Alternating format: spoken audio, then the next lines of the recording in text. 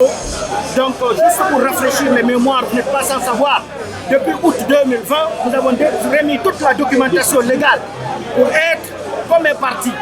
Mais avec l'ancien système, on n'a pas pu être rétabli dans nos droits. Nous avons manifesté après les élections du 18 octobre en demandant la libération des détenus politiques parce que pour nous, l'unité nationale et la paix passaient avant notre agrément. Après ça, au mois de janvier 2021, on a fait des prestations artistiques avec les mouvements Carton Rouge, ONG Alternative Citoyenne et ainsi de suite. Tous les jeunes nous ont soutenus. Donc on a écrit une lettre au chef de l'État, l'ancien chef de l'État, M. Alpha Condé, pour le rencontrer, afin qu'il nous dise pourquoi, jusqu'à présent, le parti de l'unité du Renouveau n'a pas obtenu son agrément. Sans suite, au mois de juin, la même chose. Et dans le mois de juillet 2021, nous avons fait une conférence de presse où nous avons dit que nous allons sortir. Mais entre-temps, le coup d'État est venu. Nous avons été l'un des partis politiques qui a salué le coup d'État. Donc, on l'a applaudi à travers son discours responsable. Et entre-temps, on a dit que toutes les institutions étaient à terre. C'était le mieux d'aller rencontrer les militaires et les sympathisants. Au mois de janvier, à mon fort étonnement, je vois le gouvernement de Mamadi Doumbouya donner l'agrément à certains partis politiques. Mais pourquoi pas nous? Donc, je suis revenu, je suis parti au ministère, je me suis rendu compte qu'on est victime de notre en fait, véracité à travers nos discours que le colonel Mamadi Doumbouya sorte dans l'honneur. Pour nous, la transition est une crise. L'objectif principal, c'est le retour à l'ordre constitutionnel. Apparemment, c'est ce qui ne plaît pas à certaines personnes qui sont avec lui.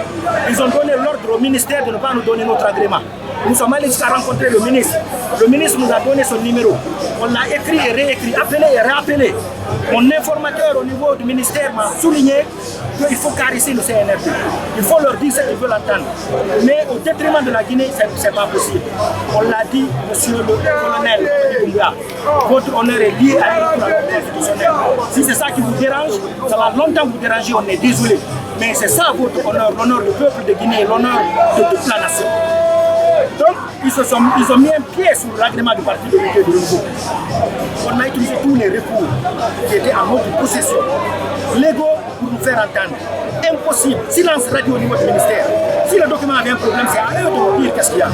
Mais du fait qu'ils ont des instructions venant de la présidence pour nous mettre à l'écart, donc il a été obligé d'exécuter les ordres. Donc aujourd'hui, nous avons réuni nos militaires et nos sympathisants pour dire qu'on n'a pas besoin de dire qu'on est guinéen. On va sortir de manière pacifique comme vous l'avez vu, scander des slogans jusqu'à ce que nous soyons rétablis dans nos droits. Et le droit, nous allons le chercher.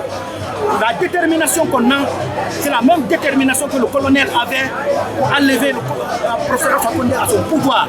On a la même détermination jusqu'à ce que nous soyons rétablis dans nos droits. Il y a trois choses qui peuvent arriver. Le colonel Mamadi Doumbouya, parce que je ne veux pas parler du CNRD, c'est lui le CNRD. C'est lui qui donne des ordres. Il a trois options. La première option, c'est de donner d'ordre à sa force spéciale de nous exécuter. Étant militaire, un ancien militaire, je suis moralement prêt. Et nos militants et nos sympathisants sont fin prêts. La deuxième option, c'est de donner une instruction au juge de nous arrêter, de nous amener à la maison centrale. Nous sommes fin prêts, monsieur le colonel. La troisième option, j'espère que la raison va prendre le dessus. J'espère que le colonel va prendre de la hauteur en disant qu'il est venu lutter contre l'injustice. À travers cette injustice, il faut qu'il rétablisse certains droits, comme le parti de l'unité du Renouveau. La raison va l'emporter et il va prendre ses responsabilités, donner l'ordre à son ministre, M. Mori Condé, de nous donner notre agrément dans la plus grande légalité, dans la plus grande tranquillité.